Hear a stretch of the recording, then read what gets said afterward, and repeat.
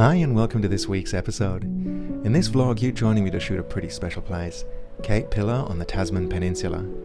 Cape Pillar is reached via a 32-kilometre return hike, but it's worth every step of the way. Massive sea cliffs surrounded by roaring southern ocean with outright epic compositions in all directions. And of course, the Blade.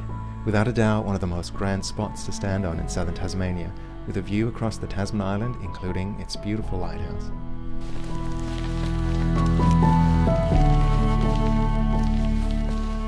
What I want to share with you in this episode is how condition planning can lead to a successful photography mission. While you should never count entirely on weather modelling, it's a great idea to keep an eye on forecasting, especially with cloud movements in mind, and basing your photography plans around those.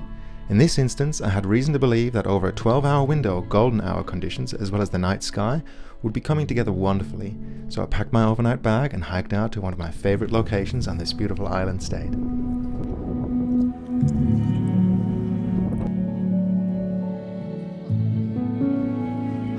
Jesus.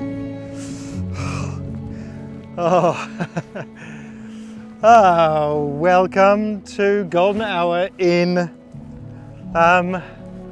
what I would say is one of my top favourite places in Tasmania, if not the world.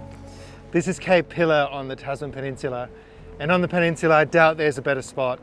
We're here on the tallest sea cliffs in the Southern Hemisphere, and they're right there at the end of that rock, so you can imagine I tread with care, which is why when that boulder just moved, I almost lost it.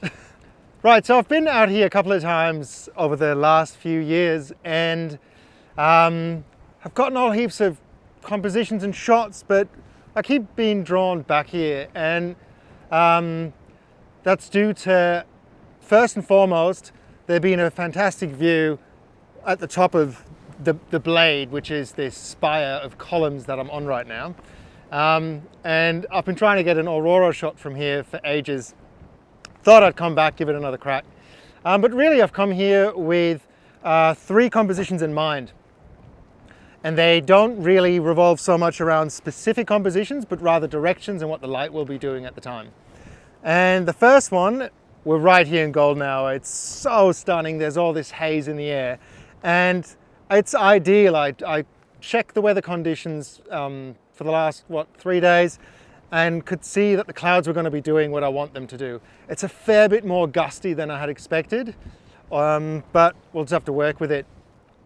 That's going to get particularly challenging with composition number 2 that I have in mind. But let's talk about the first one here. I hope it's sort of visible on the 20mm that I'm shooting this on, but I want to capture a shot that showcases the enormous scale and the grand vistas of this space. And I feel like I've created something here that does that quite well. I'm not quite sure the composition induces vertigo. My knees would think otherwise. Pretty bloody nervous here. But yeah, what we're doing is we're shooting straight into the sun, which tends to lead to really nice results, but it's always a bit of a pain to piece together and then process, but it's worth it. So why don't I show you the composition that I've got lined up here, yeah, take you through the process of how I shoot it. I wanted to ensure that I've got foreground, obviously, because we want to give the viewer the feeling of standing in the spot where this picture is taken, so that when you're looking at the photo, there's depth to it.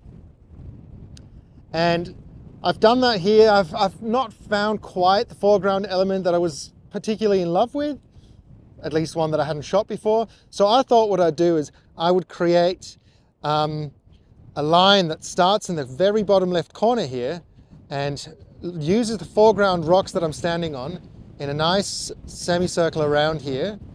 They kind of meet up with this cliff over to this side, and then guide the eye further along the cliff edge to the very tippy top here of, the cape in front of us, or, the cliff in front of us. And obviously the subject matter here is what we're looking at in the middle of the frame here. So this is going to be the highest contrast area. This is where I'm going to lead the eye to. Sorry, this is going to be the brightest area. This is where the eye is going to lead to. And we still have very, very nice soft light hitting the foreground rocks. Yeah, and that's really it, you know. Frame the foreground nicely. I've also made sure that the individual little dolerite cliffs in the water, that they're all visible as well. So there's one here. It's just sort of actually, I'm going to move that a little bit. That's better. Now it's more isolated. Yeah, so the way I approached this is I was thinking about how can I frame the foreground? I've got that frame. And then how can I fit that into the larger scene that I actually want to highlight? And yeah, all of the pieces fit together. And at this point in time, what I would do is I'd pull up my histogram. Obviously, we're shooting right into the sun, so it's going to be a little challenging. I'm going to capture a dark exposure where I'm focusing right on the foreground here. Do that first one. Now we're going to zoom in. I'm using back button focusing and work our way. This is out of focus here. As you can see, we're shooting at f13. Here we go. You might notice it says we're a stop underexposed, but that's fine because the histogram is not crunching the shadows or crushing the shadows. There is enough of a gap here still for us to recover that. So now we've got our second focus realm, focus plane. And at this point in time, we've got our focus foreground locked in. Now I'm just going to focus into the wider scene. I believe we're already at hyperfocal here, but let's do it anyway. And now I've got the rest of the scene in focus. And the next point that we'll have to approach is an exposure blend to get the sun into somewhat of a half decent exposure. We don't want all of that to be blown out. So now we're just going to lower our shutter speed. There we go. I would say that this is about as good as it's going to be. Get that shot as well. Ooh, sun's fast, disappearing fast. And now what I do, although I don't think there's any lens flares, but just for safety, I'll go back to the exposure I was using before and I'll put my finger right in front of the sun just to make sure that if there are any sun flares, I can edit those out in Photoshop later. And yeah, that's it. Sun's almost gone. Let's hope this worked out.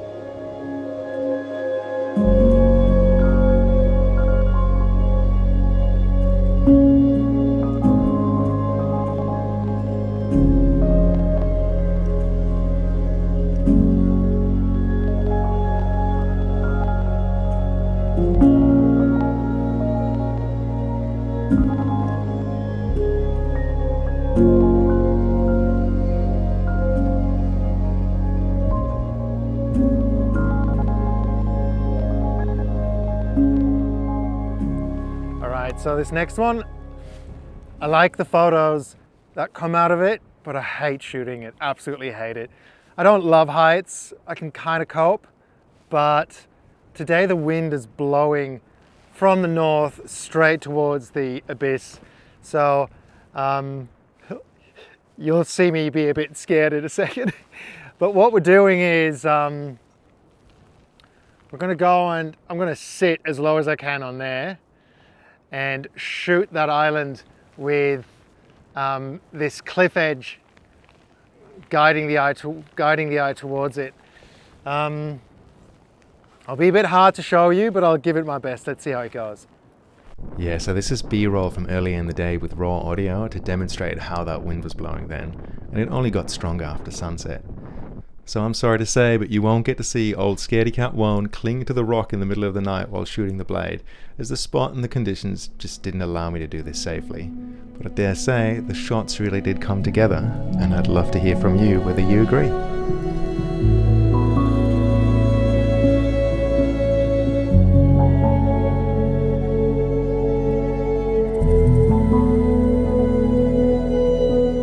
I just love blue hour photography due to how gentle the quality of the light is. And I actually think this is one of my favorite shots from the entire trip.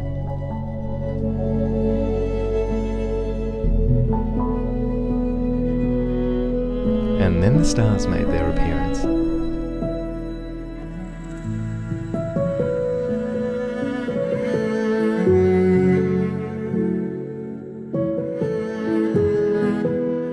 Overnight, that wind just kept picking up speed, but as the 4:30 a.m. alarm rang, the skies already looked way too promising to bail out on my intended shoot. So I dragged my sleepy face up the blade, got into position atop the highest column, and waited for an outrageously beautiful scene to unfold. Good morning and welcome to the Blade. As I told you last night, I was going to come up here and shoot a sunrise, and everything seems to be coming together perfectly, and it's just kicking off here, so I'll better make this quick. It's crazy windy, by the way, so I hope you can hear me all right. What we're doing is we're shooting from up here where I'm sitting. I'll show you what that looks like. Over this terrifying edge, and we'll be shooting along those spires at the Tasman Island in front of us. Cloud forecast came together perfectly. We're sitting exactly on the borderline of a low pressure system and clouds that are pushing through here. So sunrise is about to pop up over here, ideally, and it's going to happen, it's already taking off, illuminating all of this around me, and I'll get a nice shot that will be pretty much where you are looking at from right now, along this. Due to the precarious nature of this location, I have to hold on to my tripod, or at least have my hands around it in case the wind blows it off at all times, which means I'm not going to be able to vlog this. But you know what the idea is, and if the shots came together, and I think they will because these conditions are amazing, yeah, here they are. I hope you like them.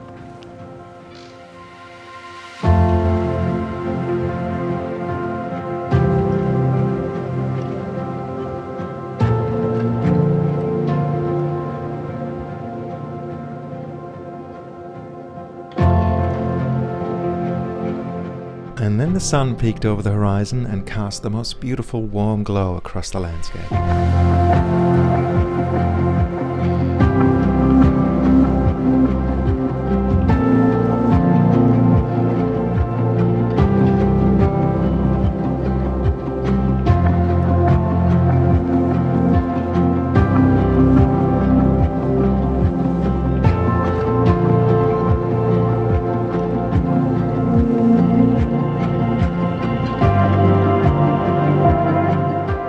My favourite element in this photograph is how the light isolates the lighthouse in the background, and thereby lending it some extra weight in the overall composition. Okay, so that wraps up my 5th or 6th trip out to Cape Pillar. I feel like this one was particularly successful, and I'd say that's due to the fact that I came here with a vague idea of what I wanted to shoot for specific conditional moments. I knew what the clouds were going to be doing towards golden hour at sunset. I knew that there was going to be a clear sky to the south, giving me the ability to shoot a couple of stars. And then I knew that in the morning for golden hour, there was going to be a weather front right above me, but leaving the eastern aspect open, meaning it was all going to get illuminated. And it was great to have planned for this because it meant that when things kicked off and the light got great, I didn't have to be stressed or frantic or anything. I just knew exactly, not exactly where to sit or where to stand, but I knew exactly in what direction the camera should be facing. And that made my life so much easier. So I would recommend that if you put in some effort to go out shooting something like this, an overnight, a longer hike, it's great to have somewhat of an idea of what the conditions forecast is going to be. It worked for me this time. They're not always spot on, but if you use services like windy.com, for example, that's an amazing one to take on board. But I think that wraps up this episode. So I've got my 3 shots. I'll put up the sunset, the starry scene, and the sunrise now. I would love to hear from you which one of them you like the most. But, you know, thank you for being here and watching my videos. It means a lot to me. And if you enjoyed this, consider giving it a thumbs up. If you really like my content, want to see more, hit that subscribe button, and I thank you in advance for that. Again, thanks for being here, and I'll see you in the next one. Bye. So these are the 3 shots I had in mind when setting off on this trip. Now I'd love to hear from you which one you like best. Is it the sunset scene along the cliffs? The starry night above the lighthouse? Or is it that gloriously lit sunrise the next morning? Let me know in the comments.